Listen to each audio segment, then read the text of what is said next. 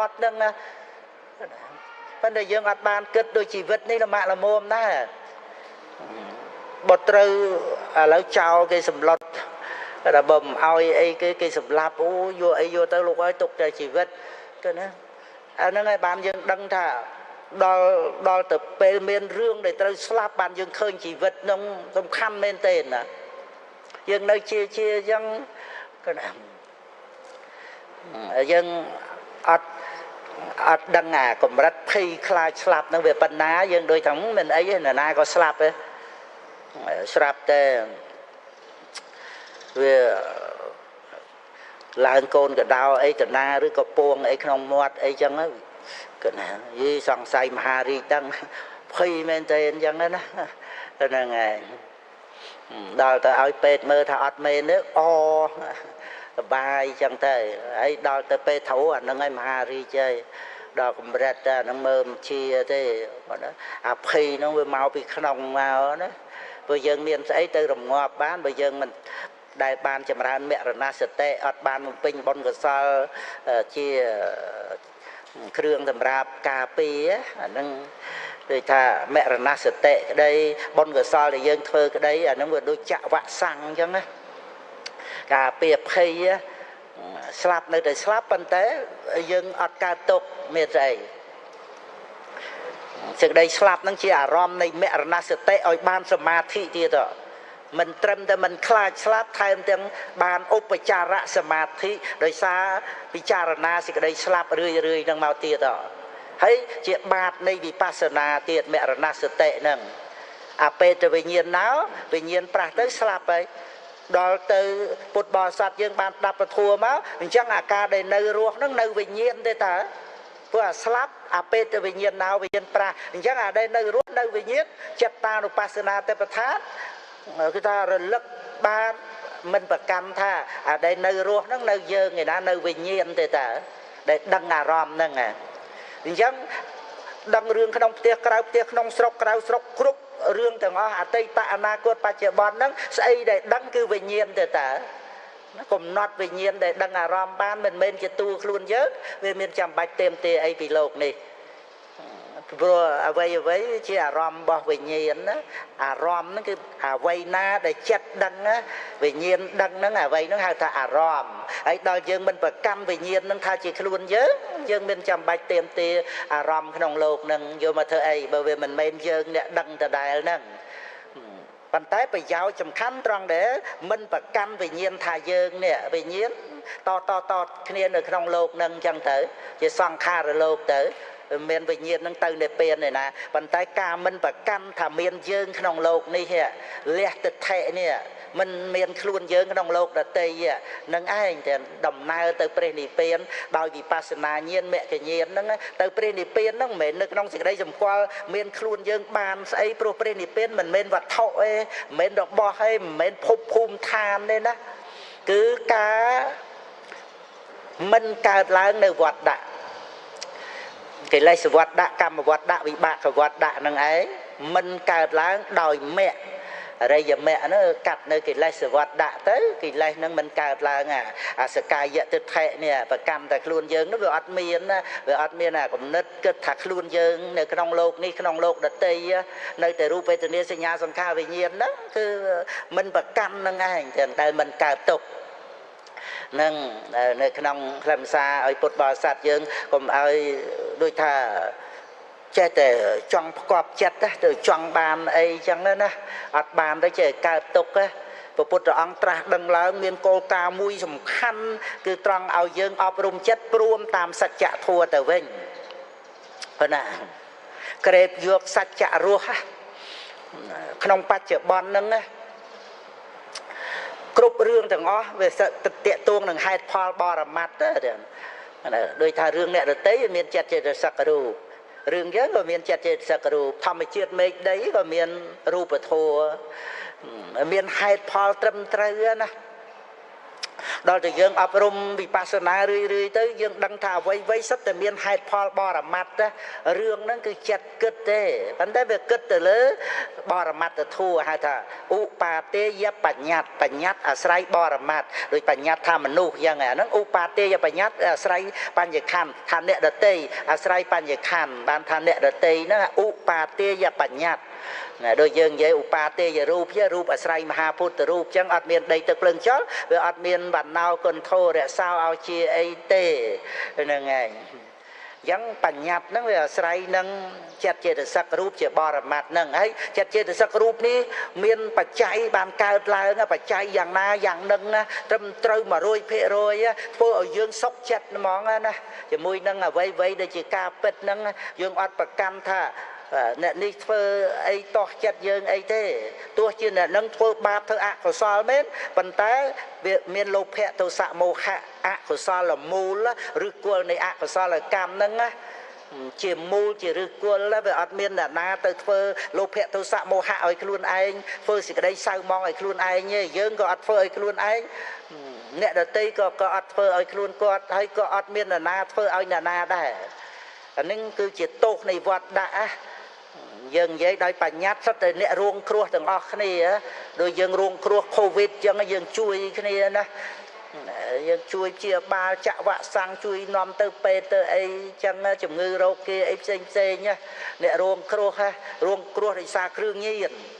មិនអ្នកផលិតគ្រឿងញៀនណារួងគ្រោះកូនចៅអីចឹងទៅជួយទៅកាន់មណ្ឌលពិភពនៃសេចក្តីសង្ឃឹមអីចឹងណាយើងអាណិតអាសូរគ្នាទាំងយើងក៏ជាអ្នករួងគ្រោះដោយលោភៈទោសៈមោហៈហ្នឹងដល់អញ្ចឹងទៅយើងអត់ប្រកែប្រកម្មជាមួយនឹងអ្នកដទៃក៏អត់បន្ទោសខ្លួនយើងដែរព្រោះយើងមិនមែនសាងកិលេសឲ្យខ្លួនឯងណាហើយអ្វីដែលមិនមែនយើងសាងយើងមិនមែនអ្នកទោសទេយើងគ្រាន់តែជាអ្នកសិក្សាទេតើលោកនេះហ៎អញ្ចឹងវិបស្សនានឹងធ្វើឲ្យយើងដឹងខ្លួនថាយើងរួចពីភាពជាអ្នកទោសហើយព្រោះយើងអត់បានបង្កើតកិលេសវត្តៈកម្មវត្តៈវិបាកវត្តៈនេះដោយខ្លួនយើងទេប៉ុន្តែយើងស្ថិតនៅក្នុងឋានៈកំពុងសិក្សាថ្នាក់បរិញ្ញាញាតបរិញ្ញាដឹកនាមរូបព្រមទៅដោយបច្ច័យមកតេរណបរិញ្ញាដឹងសាមញ្ញលក្ខណៈបហានបរិញ្ញាចាប់តាំងពីភង្គញ្ញាណរហូតដល់ទៅអរិយមគ្គដែលជាលោកតរៈរួចពីភាពជាអ្នកទោសយើងរស់នៅក្នុងโลกនេះគឺរស់នៅដើម្បីសិក្សាការពិតតែប៉ុណ្្នឹងឯងចា៎ដោយសារព្រះពុទ្ធអង្គជាព្រះពុទ្ធបរមគ្រូមកព្រះអង្គសម្ដែងពធមកបានធ្វើឲ្យយើងនឹងទៅជាអ្នកសិក្សាថ្នាក់បរិញ្ញានេះមិនមែនបរិញ្ញាយើងផ្លូវលោកទេណាបញ្ញាផ្លូវ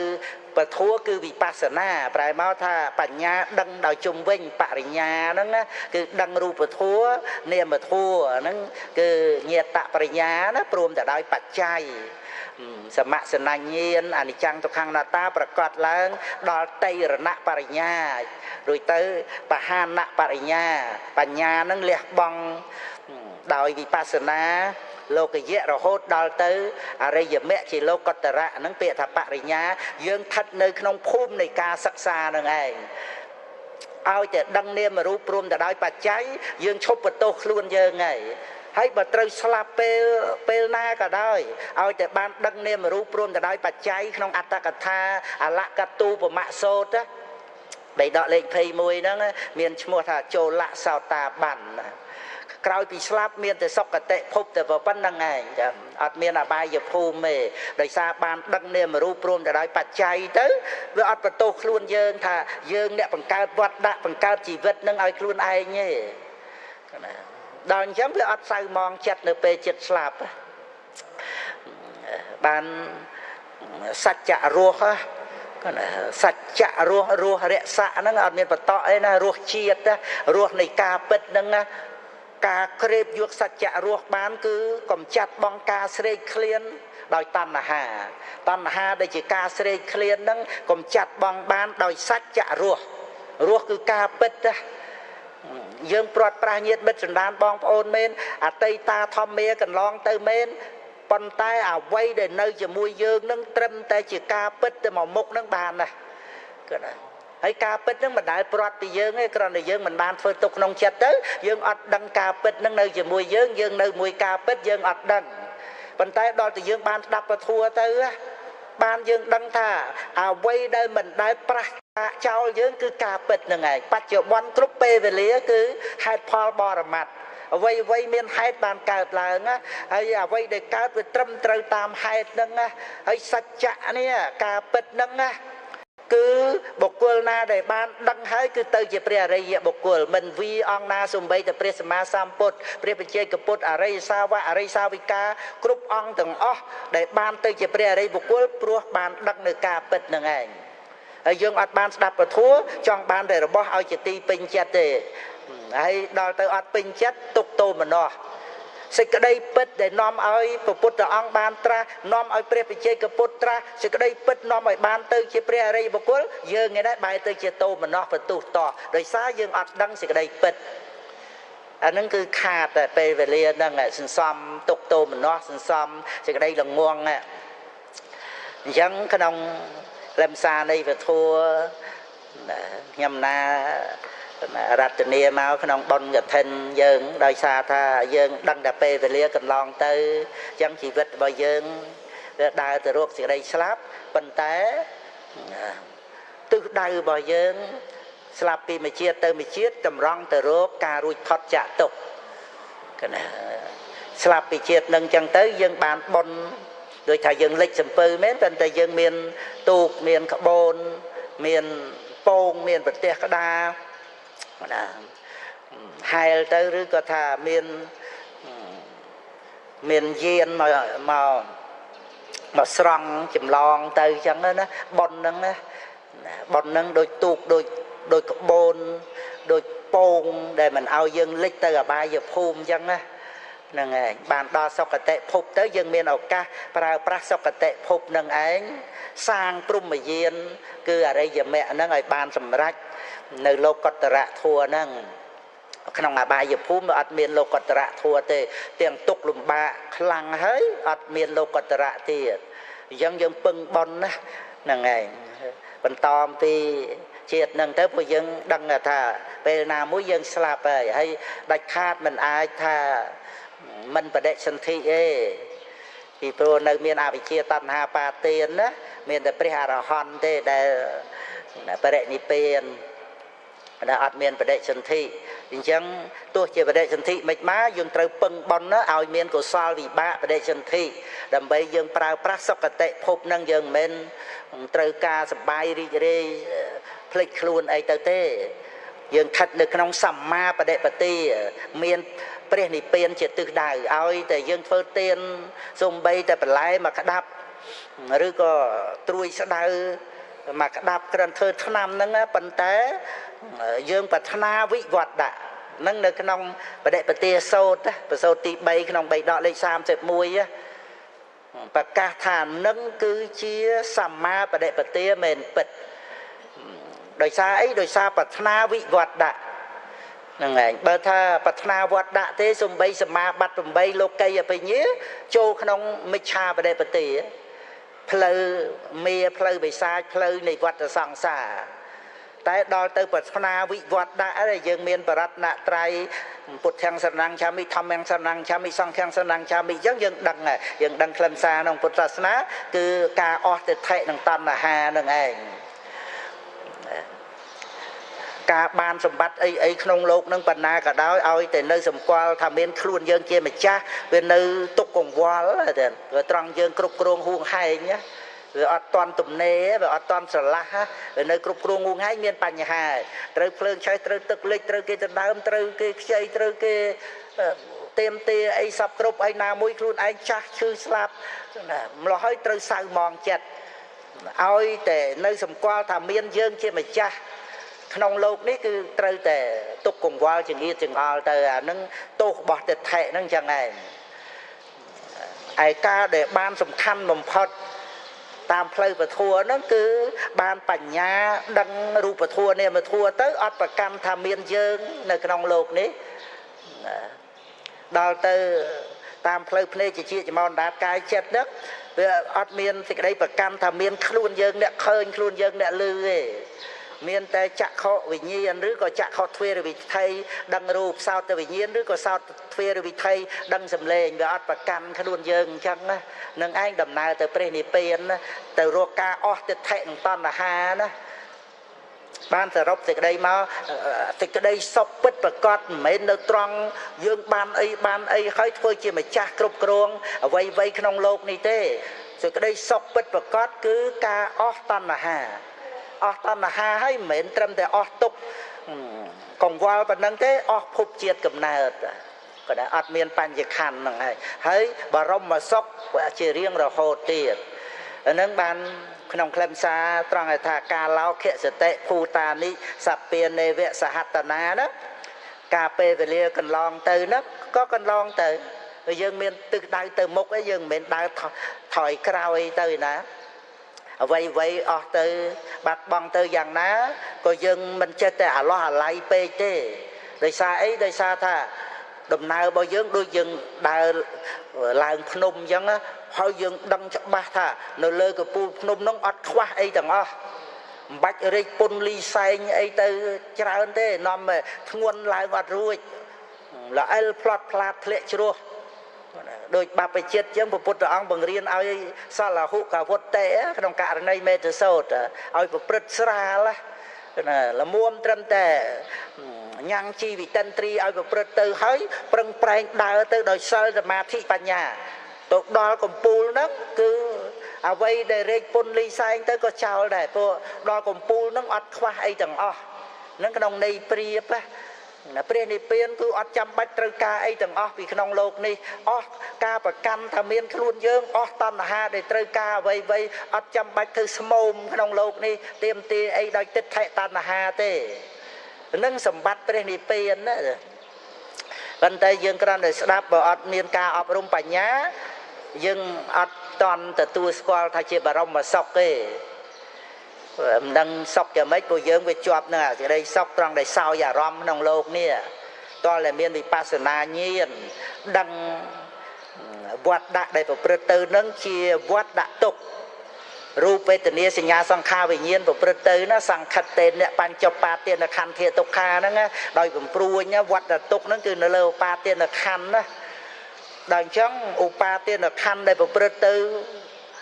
មិនទៀងជាទុក្ខហ្នឹងអ្នកអត្តាប្រកាសឡើងមិនមែនជាខ្លួនយើងអញ្ចឹងគឺការប្រព្រឹត្តទៅនៃវត្តដាក់ទុក្ខហ្នឹងប្រកាសដែលជាទុក្ខសច្ចៈដល់ទៅកំណត់វត្តដាក់នឹងឯងជាសង្សារទុក្ខបានឃើញការអស់ទៅនៃទុក្ខហ្នឹងគឺបរមសុខព្រះពុទ្ធអង្គទ្រង់ត្រាស់ដឹងព្រះអង្គប្រកាសសម្ដែងពីវត្តដាក់ទុក្ខហ្នឹងអញ្ចឹងការដែលពុទ្ធបរិស័ទយើងបំពេញបុណ្យកុសលនេះគេថាប្រាថ្នាវិវត្តដាក់ហ្នឹងហើយបុណ្យកុសលហ្នឹងឯងតែជាពូជតែឲ្យសម្រេចក៏ដូចលទ្ធិសាសនាដទៃជំនួសដែលយើងពឹងនៅលើបុណ្យគឺព្រះជាម្ចាស់ឥស្សរៈនៃមានវេទព្រះអតិទេពព្រះជាម្ចាស់បន់ស្រន់បួងសួងបូជាយ៉ាញ់បូជាភ្លើងអីចឹងទៅដើម្បីសូមសេចក្តីសម្រេចយ៉ាងម៉េចបរិភោគខ្សែផ្សោយកាមគុណជាទេពក្នុងទេវលោកអីចឹងទៅប្រាថ្នាអញ្ចឹងណាអានឹងនៅក្នុងលទ្ធិសាសនាដទៃនឹងមនុស្សច្រើនរាប់ពាន់លានអ្នកដល់ថ្ងៃហ្នឹងហើយមានអ្នកដែលមិនមានសាសនាអីទាំងអស់ហ្នឹងក៏ជាង1000លានអ្នកគ្រាន់តែអត់កម្មសាសនាអីទាំងអស់ហ្នឹងច្រើនជាងអ្នកកម្មសាសនាហិណ្ឌូទៀតអញ្ចឹងគ្រាន់តែចង់លើកឡើងថាក្នុងពុទ្ធសាសនានេះជំនួសទេវតាប្រអិនប្រព្រំដើម្បីឲ្យយើងបានសម្រេចហ្នឹងគឺបុណ្យដែលយើងធ្វើនេះឯងព្រះជាម្ចាស់បើយើងប្រៀបទៅសាសនាដទៃហ្នឹងឯងព្រះជាម្ចាស់ដែលមានប្រសិទ្ធភាពជួយឲ្យយើងបានសម្រេចពិតប្រាកដគឺបុណ្យដែលយើងធ្វើនេះឯងព្រោះជីវិតនេះវាប្រព្រឹត្តទៅដោយបច្ច័យហ្នឹងហើយបើសាសនាដែលយកការជឿជាបឋមប្រធានវាដឹងថាព្រះអាទិទេពជាអ្នកសាងលោកអញ្ចឹងវាត្រូវតែអង្វរកសុំឲ្យព្រះជួយហ្នឹងឯង តែសច្ចធម៌ជីវិតនឹងតាំងពីគណៈបដិសន្ធិទៅវាអាស្រ័យកម្មជាបច្ច័យបានបដិសន្ធិកម្មជារូបនិងលោកយៈវិបាកបដិសន្ធិនឹងដូច្នេះដល់ទៅពេលបន្តអំពីបដិសន្ធិកាលនឹងមកប្រវត្តិកាលក៏ត្រូវបុណ្យនឹងឧបត្ថម្ភឲ្យបានរស់ដាច់បុណ្យនឹងគឺស្លាប់ហើយអញ្ចឹងជីវិតយើងរស់នៅដោយសារបុណ្យរាល់ដង្ហើមចេញចូលហ្នឹងណាបុណ្យពីអតីតមកអាតែពុពេកតបញ្ញតាហ្នឹងណាភាពជាអ្នកមានបុណ្យបានធ្វើមកហ្នឹងហើយបុណ្យបច្ចុប្បន្នហ្នឹងយើងមិនចាំបាច់ទៀមទាផលអីបណ្ណាបណ្ណៃទេបរិភោគតែបុណ្យចាស់ហ្នឹងល្មមរស់បានហើយសន្សំបុណ្យថ្មីហ្នឹងទុកដើម្បីឲ្យបានសម្រេចលោកុត្តរធម៌ហ្នឹងដូច្នេះជីវិតយើងនេះបើដូចយើងជួលគេយកមកប្រើអញ្ចឹងណាឲ្យមនុស្សខ្ញុំមកគ្រឿងហើយណាប៉ុនគេព្រោះតើមានប៉ុនបានជួលបានណាមកគ្រឿងយើងនេះណាបើថាគោក្របីសេះតម្រៃអបាយភូមិអីអានឹងមិនបាច់ប៉ុនទេប៉ុន្តែប្រើវាអត់កើតប្រើឲ្យមានត្រៃណគមប្រើឲ្យកម្មសិល5ប្រើឲ្យដឹងគុណមេត្តាបិតាដឹងគុណពុទ្ធទូប្រសង្ឃប្រើឲ្យមកធ្វើកឋិនអត់ចេះមកទេប្រើអត់បានទេគោក្របីខ្លាតោកពើតម្រៃអីចឹងណាអញ្ចឹងយើងអត់ជួលទេអត្តភាពហ្នឹង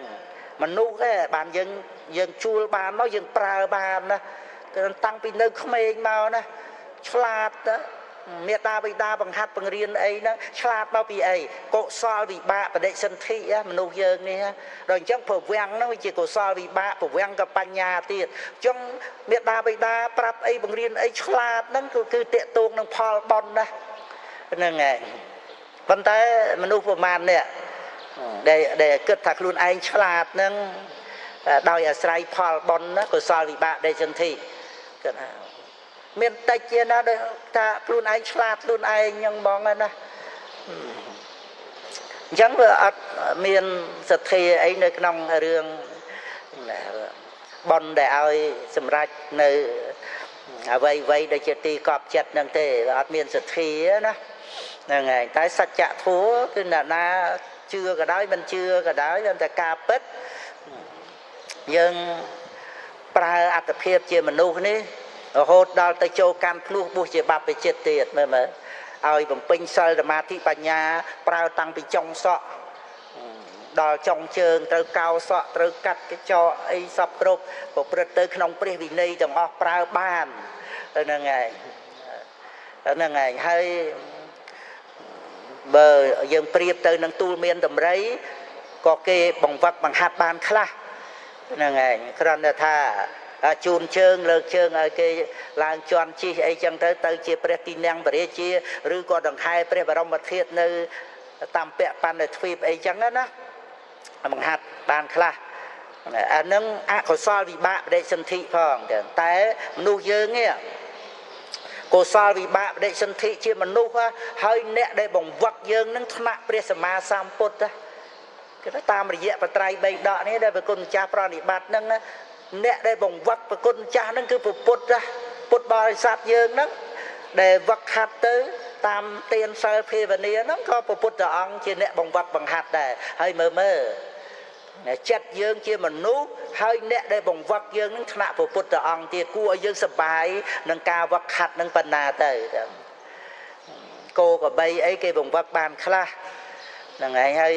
មនុស្សយើងនឹងបង្វឹកឆ្កែបង្វឹកស្វាអីចឹងទៅនឹងថតផ្សព្វផ្សាយអីចឹងទៅបានលុយបានកាក់អីតាមដែលអ្នកមើលអីហ្នឹងដែរណាឮមកថាអញ្ចឹងណាហ្នឹងហើយមានអ្នកជំនាញទៅខាងបង្វឹកបង្ហាត់សត្វអីហ្នឹងណាហើយយើងនិយាយមកដល់បង្វឹកមនុស្សចេះកូនយើងឲ្យរៀនក្នុងស្រុកទៅរៀនក្រៅស្រុកទៀតហើយឆ្លាតទៅប្រកែទៅយើងក៏សប្បាយចិត្តប៉ុន្តែក្នុងការបង្វឹកបង្ហាត់ទាំងអស់ហ្នឹងណាគឺទូលមានចិត្តខ្លួនយើងនឹងប្រសើរកំពូលជាទីបំផុតព្រោះបានជាទីពឹងឲ្យយើងរួចពីអបាយភូមិនិងវដ្តសង្សារក្រៅអំពីការទូលមានខ្លួនឯងហ្នឹងគឺអត់ធានាបានទេដូច្នេះយើងគួរសប្បាយមែនទេនៅទាំងយប់ទាំងថ្ងៃព្រោះយើងអាចប្រើបានអត្តភាពនេះយើងជួលគេមកដើម្បីប្រើមិនមែនជួលមកដើម្បីបំរើទេ đầm bay pra na pra này nè bây giờ mình pra có cuông tại cái tiêm tia vô về nhảy đo pe slap cái nhảy dương trời bực cô ai cây về nhảy ấy đo từ dương mình ban pra dương tiền tê nhảy sao mòn chặt đôi dương ban pra máu cứ thâu chùm nanh lơ lụp vậy nè tiền sơ phi bên đi chăm bạch dây đó là bực cô cha châu cam bực nu hả rồi chân tới bật này lia cha lột nó cứ bực cô xạ sọp nâng và cô ạt tập hiệp nâng ai lột nâng vĩnh dương à sài bon cơ sao bằng to sang prum mà yên cứ lột cọt rạ thua nâng to từ tiệt chẳng xong ai phật bò sạch dương bàn kẹp nơi sạch chạ rùa ha vừa sạch chạ rùa nâng không bắt chữa bon nâng tay mỏ múc nâng đèn cứ tha phơ ở dương miền thì đây sọc dạng cướp con tới từ đó tôi chia vây vây bắt bong tới nhiệt mít trần đan mới dương club squall 5 ឆ្នាំមុន 10 ឆ្នាំមុនសឹងតែភ្លេចគ្នាហើយធ្លាប់ទៅស្គាល់នៅស្រុកនេះស្រុកនោះអីចឹងទៅឬធម្មយាត្រាជួបគ្នាអីចឹងណាស្រឡាញ់រាប់អាននេះជួយនេះមែនទេណា20 ឆ្នាំជាងអីចឹងទៅបានតំណាក់តំណងអីគ្នាក៏ភ្លេចគ្នាចឹងទៅតាមនឹងទៅហ្នឹងឯងយើងក៏មួយអង្គឯងម្នាក់ឯងចឹងទៅហ្នឹងឯងឲ្យតែយើងបាននៅជាមួយនឹងសេចក្តីពិតការពិតនេះឯងមានរសជាតិគឺថាដោះស្រាយគ្រប់បញ្ហាទាំងអស់ទោះជាត្រូវព្រាត់ប្រាសអ្វីទាំងអស់ក៏បានដែរឲ្យតែសេចក្តីពិតនៅជាមួយយើងហើយយើងនៅជាមួយនឹងការពិតដោយបញ្ញាទីបំផុតយើងត្រូវលះកាត់នៅទិដ្ឋិតណ្ហារឿងលោកនឹងជាទុកជាទោសជួបព្រាត់យ៉ាងណាក៏ព្រាត់ទៅស្រេចតែដំណើររបស់យើងឆ្ពោះអមតៈរមែងរួចផុតចាកទុកទាំងពួង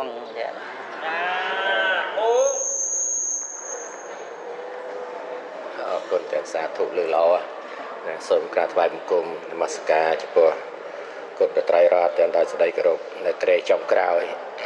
នៃថ្ងៃ100ខែអាសត់នេះសូមក្រាបថ្វាយបង្គំនមស្ការអង្គឪព្រះមេគុណខេត្តបាត់ដំបងជាទីគោរពសក្ការៈសូមក្រាបថ្វាយបង្គំលោកគ្រូចៅតិកាវត្តពវេលព្រមទាំងមន្ត្រីសង្ឃគ្រប់ឋានានុក្រមមានលោកម្ចាស់បិសៀកជាដើមសូមក្រាបថ្វាយបង្គំនមស្ការក្រែចុងក្រោយចំពោះលោកម្ចាស់ព្រះបញ្ញាបញ្ចោតោនៅព្រឹកមិញក៏ងើពីស្មោកមកនេះណារៀបចំកម្មវិធីរហូតដង្ហែទៅលឺសូរសំឡេងព្រះធម៌លន់លឺរហូតដល់វត្តណានឹងហើយថ្ងៃនេះក៏បោះល្ងាចព្រលឹមឡើងនឹងធ្វើដំណើរវត្តភ្នំដើកម៉ោងទី1ហើយបានចេញពីវត្តដើកទៅវត្តកែវហើយសម្រាប់សាបាយសិនហើយបានចេញទៅកូនត្រីម៉ោង2 ដល់កន្លះណាកូនត្រីម៉ោង2 ដល់កន្លះហើយតាមមើលត្រូវចេញទៅដល់ម៉ោង2ជាងតិចដល់កូនត្រីប៉ោយប៉ែតណាហើយបានមកពីកូនត្រីវិញចូលវត្តក្រាំងនេះទៀតណានឹង4កន្លែងស្អែកនឹងជម្រាបជូនញាតិញោមឲ្យហើយនឹងសូមក្រាបថ្វាយបង្គំដល់សេចក្តីគោរពពលគ្រូអគ្គបណ្ឌិតជាម្ចាស់ដែលមានគុណូបការៈលើខ្ញុំរាជបានផ្ទាល់ដូចជាគុណូបការៈចំពោះពុទ្ធបរិស័ទនៅក្នុងពុទ្ធសាសនាតែណាសូមគោរពលោកគ្រូអ្នកគ្រូធម្មចាគ្រប់រូបគ្រប់ញាតិញោមពុទ្ធបរិស័ទរបស់សូមអនុញ្ញាតពេលប្រហែលជា5នាទីប៉ុណ្ណឹងទេតាក់ទងទៅនឹងការឡោភសតិភូតានិសពេនៃវសហតនា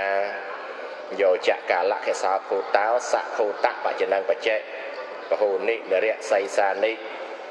ណាលោមសានិប្រហេនិចៈណាគីវេសុបដិមុខកានិកោចេតេវេថៈណាគឺកណ្ដវានៅព្រះអង្គសម្ដែងនៅក្នុងពជាដកទុក្កនិបាតនៅក្នុងបេដកលេខ58ណាគឺរឿងនៅក្នុងទី10ទៀតណាព្រះអង្គប្រកាសសម្ដែងចំពោះអន្តេវាសិកសិស្សរបស់ព្រះអង្គនឹងឯងទៀតដែលមានអំនួតអួតអាងក៏ព្រះអង្គប្រកាសសម្ដែងពធនឹងឯងនឹងក៏លើកមកទាំងអស់តែម្ដងពីប្រកាសថាហ្នឹងហើយក៏តេតួនឹងអត្ថន័យដែលលោកគ្រូជាម្ចាស់បានប្រកាសមកគឺកាលរមែងតំពីស៊ីសពសัตว์ហើយស៊ីទាំងខ្លួនឯងផងយើងមិនលំបាកយល់ទេព្រោះព្រឹកមិញអស់ហើយម្សិលមិញហើយកឋិនម្សិលមិញ24ក្រេ6 4 ដល់24ក្រេតែណាប្រសងសម្ដែងពធគ្រូធម្មចារនឹង24ក្រេអត់រាប់អត់រាប់ណាអត់ជើញជាមួយលោកគ្រូដោយឡែកផ្សេងទៀតណាចឹងនៅក្នុងនោះយប់ម៉ោង11 12បានចប់កម្រាលព្រំមេរៀបចំស្រួលបួលហ្នឹងអស់ហើយអស់តបាត់ហើយចឹងបានព្រះអង្គសម្ដែងថាកាលវេលាវាល្បីស៊ីសពសัตว์ហើយស៊ីទាំងខ្លួនវាទៀតហើយស៊ីសัตว์ហ្នឹងសัตว์អស់ហើយស៊ីតាមខ្មៅសក់ខ្មៅដល់សក់សហើយ អចេនតិកាឡាតារយន្តរតយោវយោអនុពវយោពុណានុពពាំងចហន្តេអេតាំងពយាងមរណេពេកាមាណោលោកាមិសង្ឃបច្ចេសន្តិពេខោតិនោះព្រះអង្គប្រកាសសម្ដែងកាលចេះតែកន្លងផុតទៅហើយរាត្រីក៏ចេះតែកន្លងផុតទៅវ័យនេះចំណន់នៃវ័យបឋមវ័យមជ្ឈិមវ័យបច្ឆិមវ័យក៏ចិត្តអស់ទៀតដែរនៅនឹងអស់ស្ដងគាត់រលត់ទៅនៃរស្មីនៅដោយព្រះអាទិត្យអស់ស្ដងគាត់ចឹងយប់មិញហ្នឹងម្សិលមិញអុំទុកក៏ព្រឹកក៏ក្រែងលើផ្លូវណាវាមានឯករាជ្យឥឡូវអស់ស្ងាត់រើរងហើយណានឹងដំណើរជីវិតហ្នឹងវាព្រឹត្តទៅអញ្ចឹងទៅហើយព្រះអង្គប្រកាសសម្ដែងថាយើងក៏បីឃើញភ័យនៅក្នុងសេចក្តីស្លាប់ហ្នឹងក៏បីបំពេញបុណ្យកុសលនឹងឯងទៅបំពេញបុណ្យកុសលព្រោះកុំឲ្យព្រះអង្គតេះដៀលកូនសិស្សកុំឲ្យមានតែក្បាលធំដូចតឡោកណាត្រូវមានប្រាជ្ញាពិចារណាពីសេចក្តីស្លាប់ហ្នឹងកុំឲ្យមានសក់គ្របលើក្បាលហើយនឹងមានកតជាប់ហ្នឹងគឺថាមានតែរន្ធជីអត់មានបញ្ញានោះត្រូវបង្កើនបញ្ញានោះព្រះអង្គប្រកាសហ្នឹងគឺថាលើកឡើងដើម្បីជាទីរលឹកដល់យើងទាំងអស់គ្នាទៀតព្រោះកាលចេះតែកន្លងផុតទៅវ័យក៏ចេះតែកន្លងផុតទៅអញ្ចឹងវ័យដែលជាទីពឹងរបស់យើងគឺបុណ្យកុសលនឹងឯងបុណ្យកុសលជាទីពឹងដែលយើងជួលមកគ្រឿងមកនេះមនុស្សមកគ្រឿងមកយើងជួលគេមកទេមិនខ្វះអីដែលគេចង់កើតជាមនុស្សនោះប៉ុន្តែលំបាកនឹងកើតទៀតផងសត្វទេរឆានតែប៉ុន្តែកើតជាមនុស្សហើយចង់មានចង់បានក៏មិនងាយទៀតចង់មកហាយកឋិនហាយអីហ្នឹងក៏មិនងាយទេណាមិនងាយទេមនុស្ស7-8,000 លាននាក់ក្នុងពិភពលោកនេះដែលហាយកឋិនមានប្រមាណអ្នកទៅតិចតួចទេមិនមែនប្រមាណ300 លាននាក់អីប៉ុណ្ណឹងទេណាដែលហាយហ្នឹងនោះអញ្ចឹងក្នុងនោះចំណោមនោះគឺថាវាមិនងាយមានបានដល់ពុទ្ធពធប្រសងជាទីពឹងអញ្ចឹងយើងបានហើយគឺថែរក្សាសទ្ធាថែរក្សាចិត្តសន្តានយើងដើម្បីព្រួយផ្ដើមដើម្បីដំណើរយើងមិនមែននៅនេះទៅមុខទៀតជាទៅមុខបន្តហើយចឹងចឹងហើយក្រែងក្រោកកោតក្រែងកណ្ណាគុណចាស់អង្គគ្រូព្រះចៅអធិការវត្តដៃទីចាស់អង្គគ្រូសូត្រទាំងពីរព្រះអង្គព្រះសង្ឃជាច្រើនតែគង់នៅនៃវត្តពោធិ៍វាលនេះដើម្បីអានសិក្សាត្រួតត្រងនៅពុទ្ធសាសនាសិក្សានៅបាលីសិក្សាបត្រៃបិដកបានបន្តអាយុនៃពុទ្ធសាសនាសំខាន់កិច្ចការទូនាទីរបស់ព្រះសង្ឃដោយសិលសមាធិបញ្ញាដែលជាប្រយោជន៍ផ្ទាល់ព្រះអង្គហើយនឹងប្រយោជន៍ធំទលំទលាយដល់ការបន្តអាយុនៃពុទ្ធសាសនា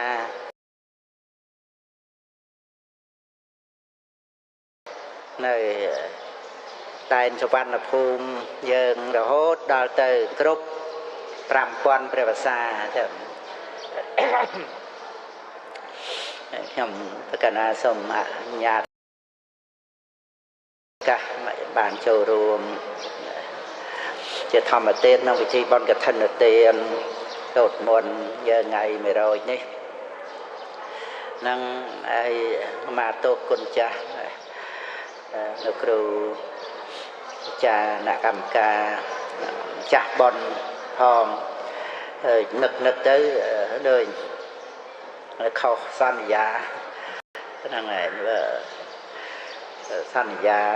ម៉ោង5ឬនឹកទៅថាតែមើលម៉ោងទៅសម្ដែងនៅវត្តលងវិលហ្នឹងតែមកផ្លេតដែរដល់ម៉ោង5ទៅប៉ុណ្្នឹងឯងហ្នឹងហើយក៏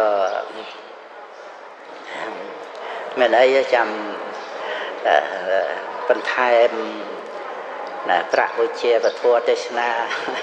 ចូលបនបន្ថែមមួយលានថែមពីលើប្រាក់វិជាពធហ្នឹងទៀតហ្នឹងបានចូលរួមណាជាទីរីករាយជ្រះថ្លានៃពុទ្ធបរិស័ទណាបានឱកាសដែលយើងបាននៅរស់ពេលវេលាទំពាស៊ីនៅសពសត្វព្រមទាំងខ្លួនរបស់វាបាលីថាអញ្ចឹងកាឡោខសតិភូតានិសពេនេវៈសហតនាពេលវេលាទំពាស៊ីនៅសពសត្វព្រមទាំងខ្លួនឯងសហតនាហ្នឹងគឺថាពេលវេលាហ្នឹង ធ្វើឲ្យយើងបាត់បង់នៅអ្វីគេថាអាយុវ័យហើយការជួបជុំញាតិមិត្តសន្តានបងប្អូនមេត្តាបិតាអីហ្នឹងត្រូវបាត់បង់ទៅតាមពេលវេលាហ្នឹងហើយខ្លួនរបស់ពេលវេលាហ្នឹងថ្ងៃសិលមិញខែមុនឆ្នាំមុនហ្នឹងក៏វាទំពាស៊ីហ្នឹងគឺវាបាត់បង់ទៅហ្នឹងគឺពោលលើកយកពេលវេលាហ្នឹងមកដូចថាបានជាអារម្មណ៍នៃការពិចារណាក្នុងប្រកម្មដ្ឋានណាកាឡោខសតិភូតានិណាពេលហ្នឹងវាទំពាស៊ីនៅភូតានិសព្វសត្វទាំងអស់ហ្នឹងឯងសត្វពានៃវៈសហតនាជាការសម្ដែងឃើញថាបញ្ញខណ្ឌនេះពេលវេលាដែលកន្លងទៅហ្នឹងដែលព្រះពុទ្ធអង្គសម្ដែងអតីតាធម្មាហ្នឹងពួកធัวជាអតីតហ្នឹងគឺចិត្តចេតសិករូបដែលកន្លងទៅនឹងឯងឬក៏រូបវេទនាសញ្ញាសង្ខារវិញ្ញាណដែលកន្លងទៅនឹងឯងហ្នឹងអតីតាធម្មាណាអត់មានទូអតីតអីដតីទៅទៀតទេអតីតហ្នឹងគឺអត្ថបញ្ញត្តិហ្នឹងទៅលើខណ្ឌដែលរលត់ទៅនឹងឯងចាអាហ្នឹងហើយដល់អញ្ចឹងទៅអ្វីក៏កន្លងទៅតាមពេលវេលាហ្នឹងបាត់បង់ទៅតាមពេលវេលាការជួបជុំញាតិមិត្តសន្តានបងប្អូនអីហ្នឹងឬក៏ធ្លាប់មានឋានៈបុណ្យស័ក្តិមុខមាត់អីចឹងក៏ដល់វ័យចូលនិវត្តន៍ចឹងទៅក៏ត្រូវបាត់បង់នៅដូចថាកិត្តិយសការរាប់អាននៅក្នុងសង្គមហ្នឹងណាហ្នឹងឯងចាមានការកន្លងទៅបាត់បង់ទៅហ្នឹងទំពាស៊ីនៅសពសត្វអ្វីត្រូវបាត់បង់ទៅតាមពេលវេលាប៉ុន្តែសម្រាប់ពុទ្ធបរិស័ទយើងដែលបានចូលមករកខ្លឹមសារនៃជីវិតយើងមិនអាឡោះអាល័យអីទៅចំពោះការបាត់បង់នឹងទេព្រោះសំខាន់គុណធម៌ដែលយើងបានបំពេញហើយនេះពិតមែនតែពេលវេលាហ្នឹងវាកន្លងទៅចំនួននៃវ័យហ្នឹងក៏ចេះតែរបេះខាតទៅតែធម្មជាតិនៃចិត្តហ្នឹងបានសន្សំគុណតម្លៃនៃជីវិតសំគុណធម៌ប៉ុណ្ណាអត់មានបាត់បង់ទៅខាតខូចអត្ថប្រយោជន៍ទៅទេព្រោះធម្មជាតិនៃចិត្តដែលឈ្មោះថាចិត្តហ្នឹងគឺដោយអត្ថសន្សំសន្តានដោយអំណាចជាវនៈវិថីអញ្ចឹងយើងបានសន្សំនៅក្នុងជីវ័នចិត្តដោយព្រះបរមពុរិស័ទព្រះអង្គបំពេញអភិនិហាបារមីមកចិត្តហ្នឹងសន្សំបានមកទាំងអស់រហូតដល់ព្រះអង្គបានត្រាស់ជាព្រះសម្មាសម្ពុទ្ធបើបាត់ទៅតាមពេលវេលាហ្នឹងធ្វើម៉េចព្រះអង្គបានត្រាស់ជាព្រះពុទ្ធព្រោះត្រូវហេតុសម្បទាហ្នឹងក្រៃលែងណាដើម្បីឲ្យបាននៅសัพពញ្ញុត្តញ្ញាណនេះអញ្ចឹងគឺធម្មជាតិនៃចិត្តសន្សំមកបានទាំងអស់ទានបារមីឧបបារមីបរបត្តមារមីដោយសិលដោយនេកមៈដោយបញ្ញាវិរិយៈខន្តិហោហែគឺហេតុសម្បទាដល់ព្រមដោយហេតុគ្រប់គ្រាន់ទៅដោយទឹកស្រក់តក់អញ្ចឹងណាបើស្រក់តក់មែនប៉ុន្តែភេជ្ជៈហ្នឹងប្រមូលទុកដាក់ហ្នឹងហើយមកយប់ទៅយើងត្រង់ទឹកដោយថាលិចដបូលផ្ទះអីចឹងមកតក់ហ្នឹងលាងលឹមបោះព្រឹកចឹងយើងត្រង់ទៅបានមួយចានដែកមកតក់ហ្នឹងព្រះពុទ្ធអង្គសម្ដែងកុំឲ្យមើងងាយបន់ថាតិចតួចនឹងមិនឲ្យផលមេវមញ្ញេថាបញ្ញសៈ nè mặt tăng a cái mi tệ u ta bên tụ ni pa tên nè u ta công phố bệ bồ rồi tệ tọ tọ nó pin năng pin cái om á dạng ná nè đền xóm bồn nắng a bồ rồi tệ thi rô bò nhà xạ nè đền xóm bồn nắng vợ ông tra thật thi rô để nè pra thao căng pệ a chỉ năng nó xóm mà thao căng pệ nó xôm bay bận tích mà đong bồn nắng tới chỉ a bồ rồi tệ chẳng không bê về lia đây cần lòng tới có dân mình miền sao sẽ đai và lo lại ấy vô dân nơi miền rừng khâm nó từ đây bao dân nơi khẳng mục âm mặt tạ prenipen đây mình chăm bách trơ ca ấy chẳng ó vì không lột đi chẳng là vậy nông lột nắng cần lòng tới đời bê về lia rứ có tha về trời miền ca bắt bong đòi và ca na thầm mà đa rương nông chỉ vật đó về tiệt tuồng năng vì bạ cam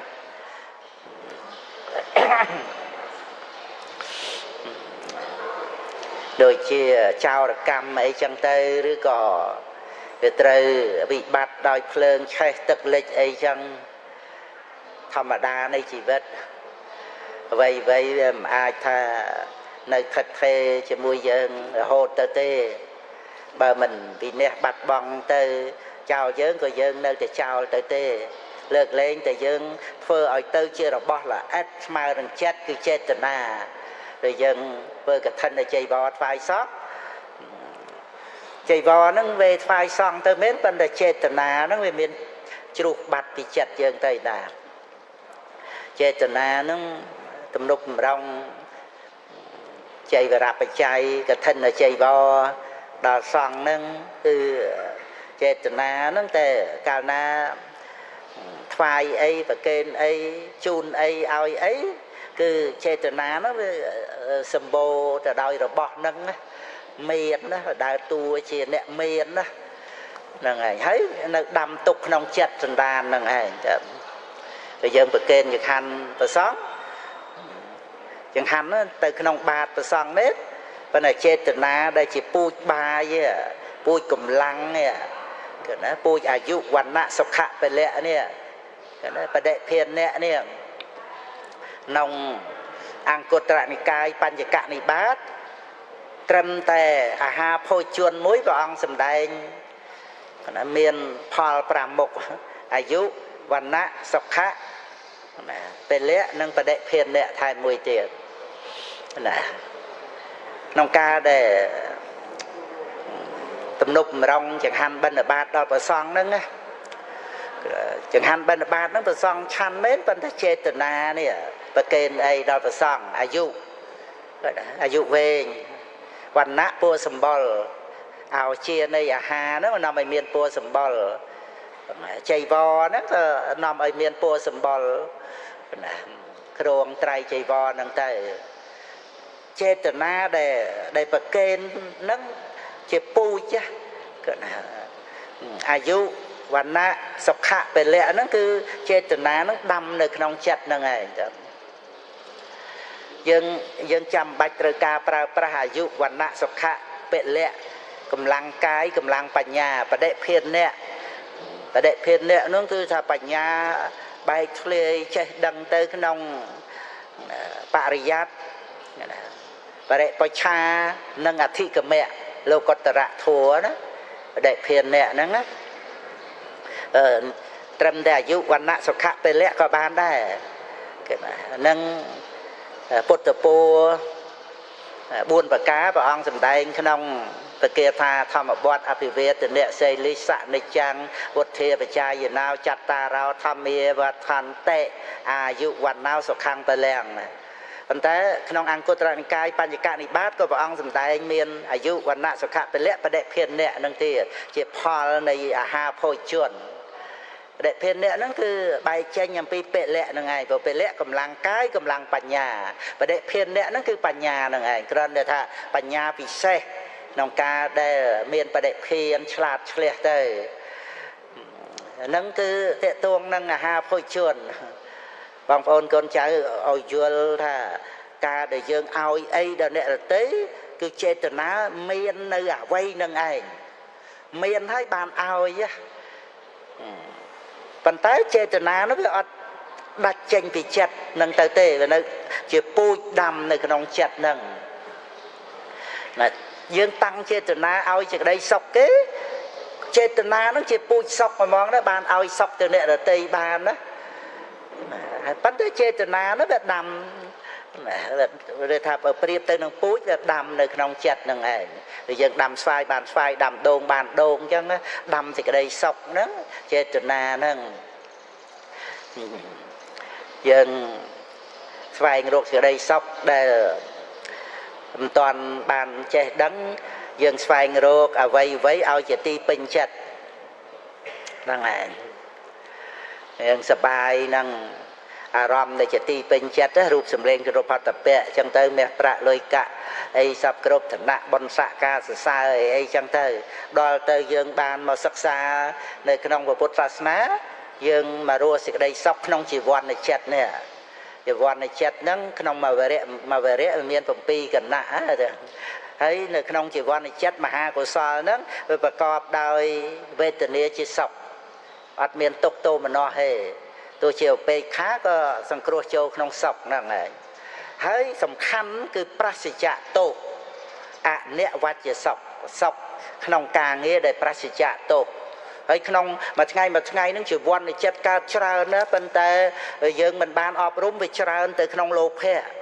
ក្រោកឡើងហ្នឹងលោភៈប្រកបដោយសោមនស្សក៏មានឧបេក្ខាក៏មានហើយមានរឿងតោះចិត្តមកពេលមកគ្រាអីចឹងទៅហើយនៅមោហៈនឹងទៀតដោយច្រើនដែលយើងអត់បានសង្រួមអត់បានយល់ដឹងថាសំខាន់គឺការងារដែលប្រសិជ្ជៈទោសតាមផ្លូវចិត្តនេះយើងចេះតែបដែតបណ្ដោយទៅយើងអត់បានរក្សាចិត្តចង់ចិត្តនឹងដោយច្រើនស្វែងរកអារម្មណ៍ឲ្យជាទីត្រេកអរជាទីស្រឡាញ់ជាទីពេញចិត្តនឹងឯងដោយអត់ដឹងថានឹងជាលោភៈអីសម្គាល់តែខ្លឹមសារនៃជីវិតគឺសបាយហ្នឹងឯងសបាយមែនប៉ុន្តែថាមិនមែនជាការសន្សំនៅប្រយោជន៍ហ្នឹងឯងព្រោះលោភៈវាមានការប្រកាន់ហួងហែងទៅវាជាបច្ច័យឲ្យកើតទោមនស្សការតោះហើយលោភៈហ្នឹងជ្រុលទៅដល់បាណារិបាតទៀតអត្តនេទានទៀតបញ្ញវេរាកាមេសុមិច្ឆាចាទៀតដល់អញ្ចឹងទៅវាដាំពូជទុកទោសនឹងសម្រាប់សត្វឲ្យអាយុខ្លីគេដាំពូជអាយុខ្លីចេតនាហ្នឹងណាចេតនាដែលឲ្យអាយុខ្លីគេហ្នឹងវាជាពូជដាំសម្រាប់យើងអាយុខ្លីខ្លួនឯងហ្នឹងបៀតបៀនសត្វឲ្យឈឺឲ្យទុក្ខលំបាកដាំពូជឈឺដាំពូជរោគហ្នឹងដូច្នេះអាការដែលយើងស្វែងរកសេចក្តីសុបាយជាមួយនឹងអារម្មណ៍ឲ្យជាទីពេញចិត្តហ្នឹងវាជាលោភៈហ្នឹងវាជាបច្ច័យឲ្យប្រព្រឹត្តបញ្ញវេរាកាមេសុមិច្ឆាចាអីណានៃអញ្ចឹងទៅអាហ្នឹងគឺវាអត្ថប្រយោជន៍ហើយជាទុកជាទោសទៀតដាំជាពូជខ្លួនឯងហ្នឹងដល់តែយើងមកមានសទ្ធាមានបញ្ញាក្នុងពុទ្ធសាសនាទៅនៅតែសុខអញ្ចឹងហើយសុខហ្នឹងមិនមែនសុខត្រឹមតែជារឿង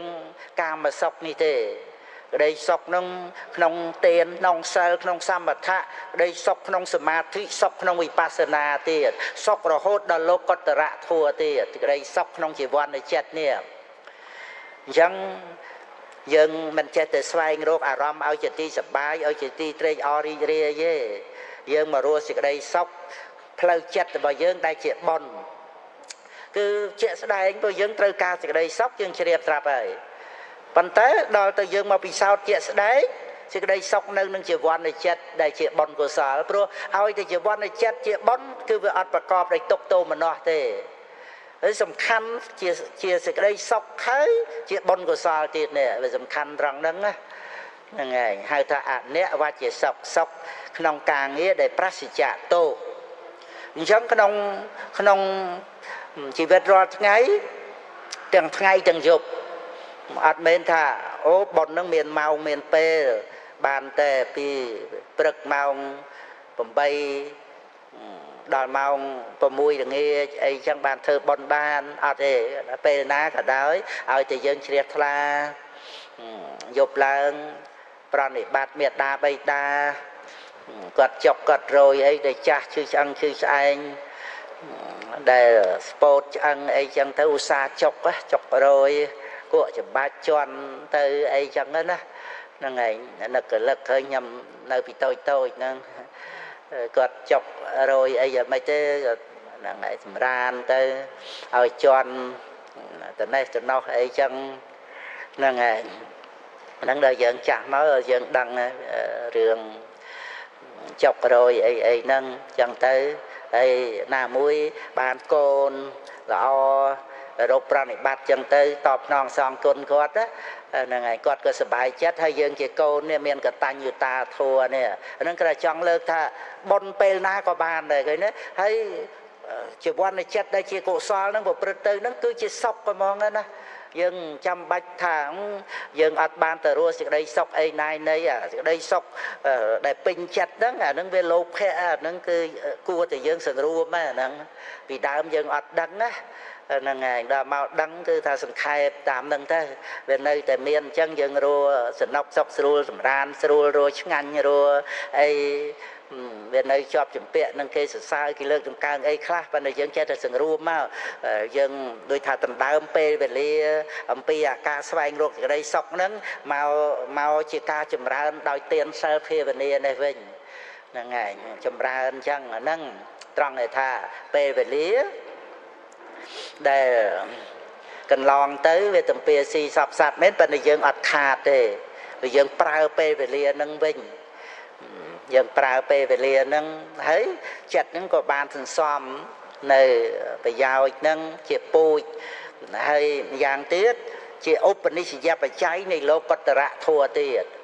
ដែលបានសម្រេចសោតាបត្តមៈសកតាគាមៈអនាគាមៈអរហត្តមៈហ្នឹងដោយទានូបនិស្ស័យសីលោបនិស្ស័យភាវនូបនិស្ស័យឧបនិស្ស័យទានសិលភាវនាហ្នឹងឲ្យបានសម្រេចលោកុត្តរធម៌ព្រះសម្មាសម្ពុទ្ធ